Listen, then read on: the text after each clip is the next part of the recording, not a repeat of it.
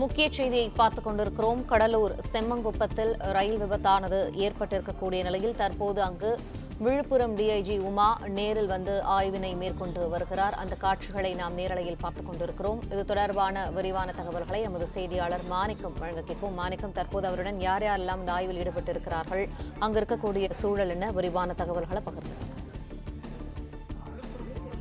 செம்மங்குப்பத்தில் நடைபெற்றிருக்கக்கூடிய இந்த விபத்து தொடர்பாக தற்பொழுது விழுப்புரம் டிஐஜி உமா நேரில் ஆய்வு செய்திருக்கிறார். முன்கூட்டியே தமிழ்நாடு காவல்துறையினர் சார்பில் அந்த விழுப்புரம் மாவட்ட எஸ்பி சங்கர் நேரில் ஆய்வு செய்து அந்த உரிய மீட்பு பணிகளை மேற்கொண்டிருக்கிறார். மேலும் அந்த பகுதிக்குள்ளாக மீட்பு பணிகள் துரிதமாக நடப்பதற்கும் சுற்றிருக்கக்கூடிய அந்த பகுதி மக்கள் அதற்கு இடையூறு இல்லாமல் இருப்பதற்குமான பாதுகாப்பு பணிகள்ல முழுவதுமாக தற்பொழுது காவல்துறை ஈடுபடுத்தப்பட்டிருக்கிறாங்க. முதற்கட்டமாக விபத்து நடந்த பொழுது அங்க பகுதியில் இருக்கும் மக்கள் தான் அவர்களை உடனடியாக மீட்டிருந்தனர். அது பிறகு தகவல் இருந்து வந்த காவல்துறையினர் உடனடியாக இந்த விவகாரத்துல ஈடுபட்டு முழுவதுமாக அந்த மீட்பு பணி நடப்பதற்கான பணிகளுக்கு ஒத்துழைப்பு வழங்கும் வகையில் அந்த ஊர் மக்களை தற்பொழுது அந்த பகுதியிலிருந்து அப்புறப்படுத்தியிருக்காங்க. இந்த சூழல்ல இந்த கடலூர் செம்மங்குப்பம் பகுதியில் இந்த விபத்து நடந்த இடத்திற்கு விழுப்புரம் டிஐஜி உமா நேரில் ஆய்வு செய்ய வந்திருக்கிறார். காவல்துறை உயர் அதிகாரிகளுடன் சென்று டிஐஜி உமா இந்த ஆய்வு மேற்கொண்டு வருவதாக சொல்லப்பட்டிருக்கிறது. அந்த காட்சிகள் நாம் பார்த்திருக்கிறோம். இந்த விபத்துக்கான காரணம் என்ன என்பது குறித்து தெற்கு ரயில்வே ஒரு அறிவிப்பை வெளியிட்டிருந்தாங்க. தமிழ்நாடு அரசு சார்பில் உயிரிழந்திருக்கக்கூடியவர்களுக்கு நிவாரணம் அறிவிக்கப்பட்டிருக்கிறது. அதற்கான ஆறுதலும் முதலமைச்சர் அவர்கள் தெரிவித்திருக்கிறார். அதே போன்று தெற்கு ரயில்வேவும் இந்த விபத்துக்கான காரணத்துடன் சேர்ந்து இந்த விபத்தில் உயிரிழந்திருக்கக்கூடிய குழந்தைகளுடைய குடும்பத்தாருக்கு ஆறுதலுக்கான நிவாரண நிதியை வழங்கியிருக்கிறார்கள், அறிவித்திருக்கிறார்கள். இந்த சூழல்ல அரசு தரப்புல வேண்டிய உதவிகளை மேற்கொள்வதற்காக தமிழ்நாடு முதலமைச்சர் அறிவுறுத்தல் கொடுத்திருப்பதாக அவருடைய இரங்கல் குறிப்பிலும் தெரிவித்திருந்தார். குறிப்பாக தமிழ்நாடு அரசின் சார்பில் தமிழ்நாடு அரசு அமைச்சர் எம்.ஆர்.கே. பன்னீர்செல்வம் அவர்களை நேரில் சென்று பார்வையிட்டு சிகிச்சைக்கு மேலும் அவர்கள் வழங்க வேண்டிய உயர்தர சிகிச்சைக்காக வேண்டிய நடவடிக்கைகளை எடுப்பதற்கும் அதற்கான உதவிகளை செய்வதற்கும் அறிவுறுத்தல் கொடுத்திருப்பதாக தெரிவித்திருந்தார். அமைச்சர் சி வி கணேசன் விபத்தில் சிக்கி அந்த மருத்துவமனையில் சிகிச்சை பெற்று வந்த குழந்தைகளையும் அந்த வேன் ஓட்டுநரையும் நேரில் அந்த மருத்துவமனை நேரில் சென்று பார்வையிட்டார். அதன் பிறகாக தற்போது இந்த விபத்து நடந்த பகுதிகளில் மீட்பு பணிகள் மிக துரிதமாக நடைபெற்று வருகிறது. இந்த பகுதிகளில் தண்டவாளத்தினுடைய மின்தட கம்பிகள் சேதமடைந்திருக்கின்றன, மின் கம்பங்கள் சேதமடைந்திருக்கிறது. குறிப்பா இந்த லெவல் கிராசிங் பகுதிகளில் அந்த வேனை ட்ரெயின் இடிச்சதுல இந்த வேன் 50 மீட்டர் தொலைவுக்கு இழுத்துட்டு வந்து அதன் பிறகாக வெளியில தள்ளப்பட்டிருக்கிறது. அந்த வேன் சுக்குநூறாக உடைந்திருக்கிறது. அந்த கிருஷ்ணசாமி பள்ளியினுடைய வேன் அந்த அதனுடைய முழு இந்த திறத்திறமையை இழந்து சுக்குநூறாக அப்பளம் போல் நொறுங்கி இருக்கிறது பார்க்க முடிகிறது. அந்த அளவுக்கு இந்த விபத்து மிக கோரமாக நடைபெற்றிருக்கிறது. அதுவும் குறிப்பா அந்த ட்ரெயின் மோதியது மட்டும் இல்லாம பக்கவாட்டுல அந்த ரயில்வே தண்டவாளத்தை ஒட்டி இருக்கக்கூடிய மின் கம்பத்தின் மீது இந்த ட்ரெயின் இழுத்து வரும்போது பேருந்து மோதியதாக நேரில் பார்த்தவர்கள் தகவல் சொல்கின்றனர்.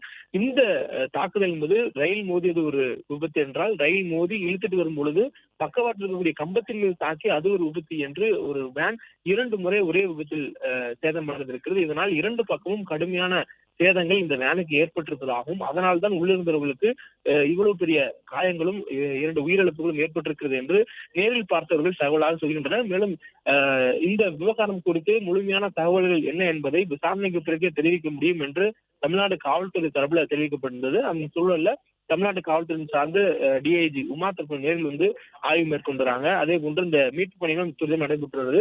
தெற்கு ரயில்வே இந்த விபத்துக்கான காரணம் என்பது குறித்து முதல் கட்டமாக ஒரு அறிக்கையை வெளியிட்டிருக்கிறாங்க. அந்த அறிக்கையில இது ஒரு நான் இன்டர்லாக்கிங் கேட் என்று சொல்லுகிறாங்க.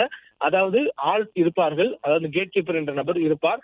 ரயில் வருவதற்கு முன்பாக அவருக்கு அருகில் இருக்கக்கூடிய ரயில் நிலையத்தில் இருக்கக்கூடிய ஸ்டேஷன் மாஸ்டர் ரயில் வருகிறது என்ற தகவலை தெரிவிப்பார். அதன் அடிப்படையில சாலை மார்க்கமாக வரக்கூடிய வாகனங்கள் தண்டவாளத்தை கடக்காமல் பாதுகாப்பாக இருக்கும் வகையில ரயில்வே கேட் மூடப்படும். இதை கேட் கீப்பர் உறுதி செய்வார். ரயில் கடந்து சென்றதுக்கு பிறகாக மீண்டும் கேட்டை திறக்கலாமா, பாதுகாப்பாக பயணம் மேற்கொள்வதற்காக சாலையில் இருக்கக்கூடியவர்கள் பாதுகாப்பாக தண்டவாளத்தை கடப்பதற்கு இது சரியான நேரமா, கேட்டை திறக்கலாமா என்று ரயில் போனதுக்கு பின்பாக அந்த கேட் கீப்பர் அருகில் இருக்கக்கூடிய ஸ்டேஷன் மாஸ்டரிடம் தகவல் கேட்டு அவர் உத்தரவு கொடுத்தால் மட்டுமே, அவர் அனுமதி கொடுத்தால் மட்டுமே, அதாவது ஸ்டேஷன் மாஸ்டர் அனுமதி கொடுத்தால் மட்டுமே மூடிய கேட்டை மீண்டும் கேட் கீப்பர் திறக்கப்பட வேண்டும். இது நான் இன்டர்லாக்கிங் கேட் சிஸ்டம் என்ற முறைப்படி ரயில்வே நிர்வாகம் இந்த லெவல் கிராசிங்களை பராமரித்து வருகிறாங்க. அதன் அடிப்படையில் இந்த சிஸ்டம் செயல்பட்டு வருகிறது. இதுவே இன்டர்லாக்கிங் கேட் சிஸ்டம் என்பது ஒரு ரயில் வருவதற்கு முன்பாகவே அந்த கேட் போடுவதற்கான சிக்னல் கொடுக்கப்பட்டுவிடும். அதாவது உதாரணத்துக்கு ஸ்டேஷன் முன்னாடி ஒரு குறிப்பிட்ட தொலைவுக்கு முன்பாக ரயில் வருவதற்கு முன்பாகவே இன்டர்லாக்கிங் சிஸ்டம் படி அந்த ரயில் வருவக்கூடிய தண்டவாளத்தில் இருக்கக்கூடிய சிக்னல் கம்பங்கள்ல ரயில் வருவதை அறிந்து அந்த தண்டவாளத்துக்கு அந்த லெவல் கிராசிங் வருவதற்கு முன்பாக அலாரம் சவுண்ட் அந்த தண்டவாளத்தை அந்த லெவல் கிராசிங் கேட் மூடுவதற்கு முன்பாக அந்த பீப் சவுண்ட் போன்ற ஒரு சவுண்ட் வரும். அந்த சவுண்ட் வருவது என்றால் ரயில் அருகே வந்து கொண்டிருக்கிறது, கேட் மூடப்படுகிறது என்பதை குறிக்கும் கூட சொல். அந்த கேட்டை கேட் கீப்பர் மூடியாக வேண்டும் என ரயில் வருவது முன்கூட்டி அறிவிக்கப்பட்டு விட்டது.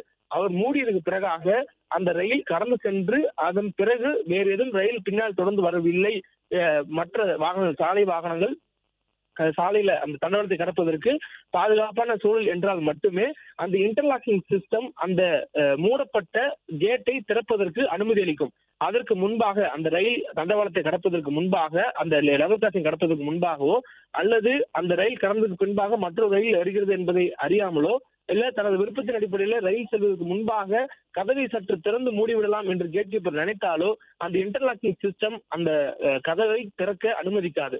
இதன் மூலமாக இன்டர்லாக்கிங் சிஸ்டத்தின் படி ஒரு ரயில் பாதுகாப்பாக லெவல் கிராசிங்கை கடந்து செல்லும். லெவல் கிராசிங் தண்டவாளத்தை கடக்கக்கூடிய சாலை வாகனங்களும் பாதுகாப்பாக கடந்து செல்வார்கள். இந்த முறைப்படிதான் இன்டர்லாக்கிங் சிஸ்டம் என சொல்லக்கூடிய அந்த முறை இயங்குகிறது. இப்போ இந்த விபத்து நடக்கக்கூடிய சம்மங்குப்பம் பகுதியில் இருக்கக்கூடிய இந்த லெவல் கிராசிங் என்பது நான் இன்டர்லாக்கிங் கேட். இந்த கேட் முறைப்படி மனிதர்களுடைய தலையீட்டின்படிதான் அந்த கேட் மூடவும் திறக்கவும் படும் என்பது சொல்லப்படக்கூடிய ஒரு முறையில் இந்த கேட் இயங்கி வந்திருக்கிறது. பிளே ஸ்டோர் மற்றும் ஆப் ஸ்டோரில் இருந்து பாலிமர் செயலியை QR கோடு மூலம் பதிவிறக்கம் செய்யுங்கள். செய்திகளை உடனுக்குடன் பெறுங்கள்.